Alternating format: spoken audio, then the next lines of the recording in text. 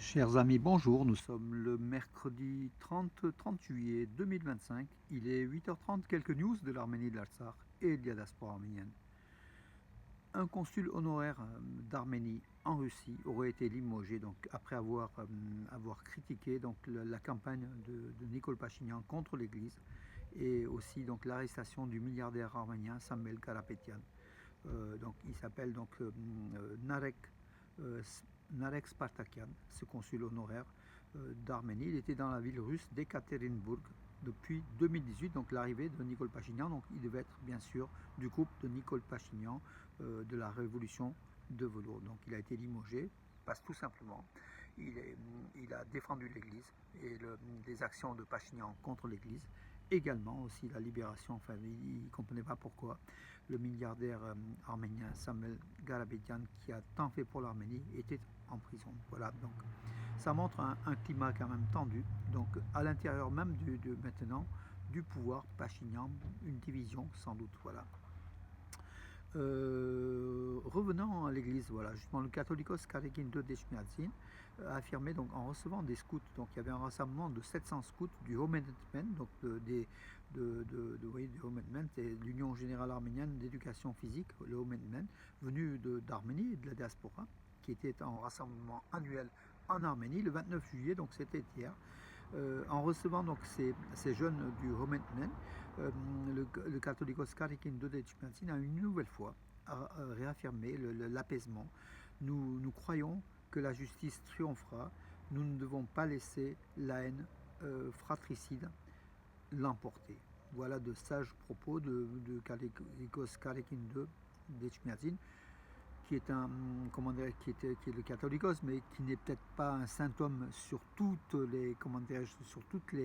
les données de la vie. Ça le regarde, sa vie privée, voilà.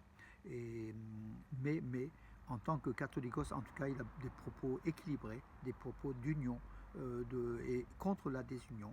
Un moment clé pour l'Arménie, voilà, un moment où l'Arménie a besoin de s'unir face à la diversité, face aux menaces surtout extérieures du monde pantouranien, de l'Azerbaïdjan et de la Turquie. Juste en sport, mes amis. Donc, Janes Nazarian. Janes Nazarian, pour l'Arménie, il est champion du monde de lutte gréco-romaine des moins de 17 ans.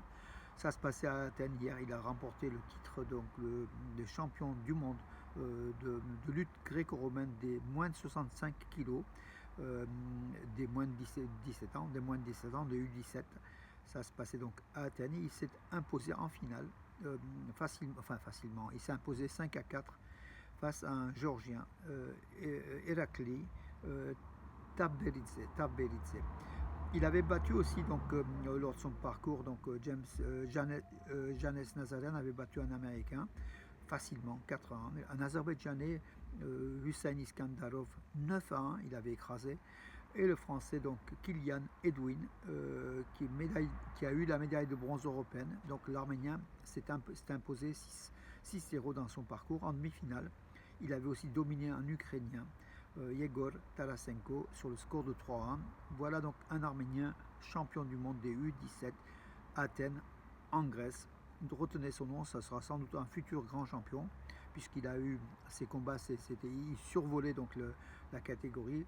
Janes Nazarian, qui à la fin, donc après sa victoire avec le drapeau arménien sur la tête, flottant sur sa tête, il a fait 2-3 tours de piste comme font les lutteurs, hein, voilà, mais une grande fierté pour la nation arménienne. Et puis, puisqu'on est toujours dans le sport, mes amis, donc revenons dans le sport, justement, restons dans le sport, voilà.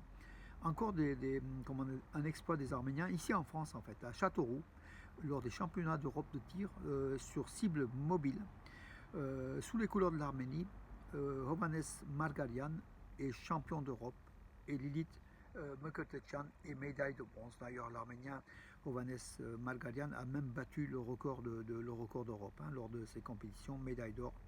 Voilà, avec 591 points. Donc Hovannes Margarian a établi le record du monde, et est devenu champion d'Europe. Voilà, bravo l'Arménie, aux couleurs de l'Arménie qui brille à Châteauroux. Voilà l'Arménie qui gagne et on aime ça, mes amis, dans le sport.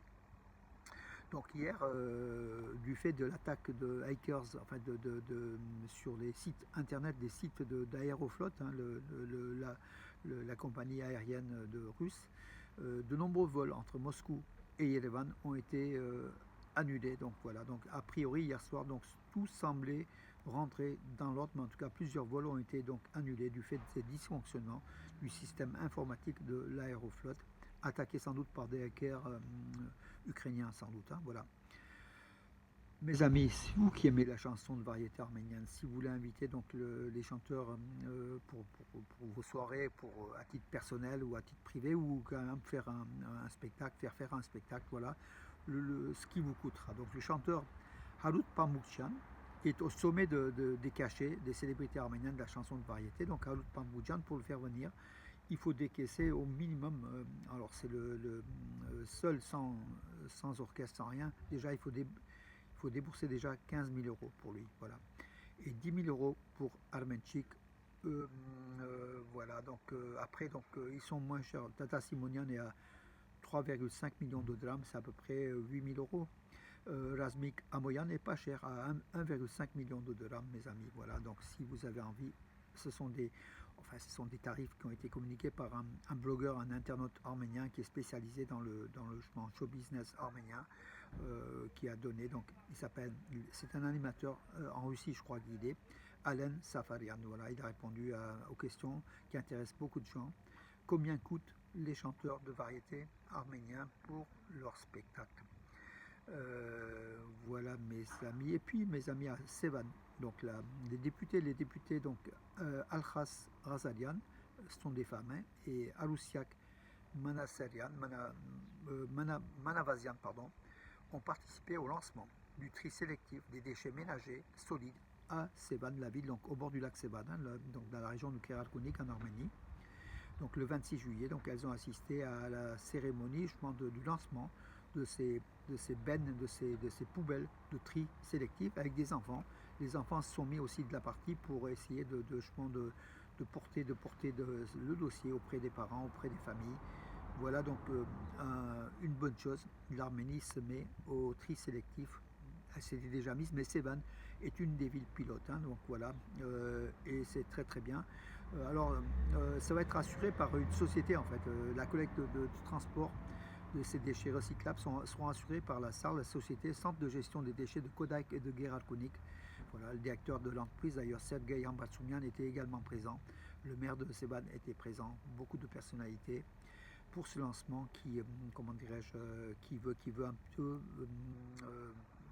placer en Arménie justement le tri sélectif pour l'avenir, pour la propreté et puis pour le recyclage des déchets. C'est une bonne chose, l'Arménie qui participe à un certain nombre de forums sur l'environnement. Voilà, c'est une belle image de l'Arménie. Bravo. Et c'est vrai que ça coûte, comment dire, ça coûte tout simplement. Le tri sélectif est le lot des pays plutôt riches que pauvres.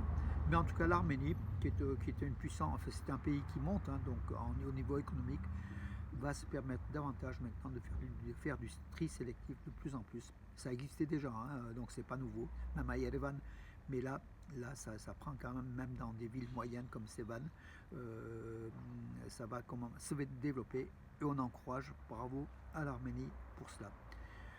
Voilà mes amis, donc pour aujourd'hui, c'est tout pour aujourd'hui. Je vous donne rendez-vous à demain et je vous souhaite une très très bonne journée.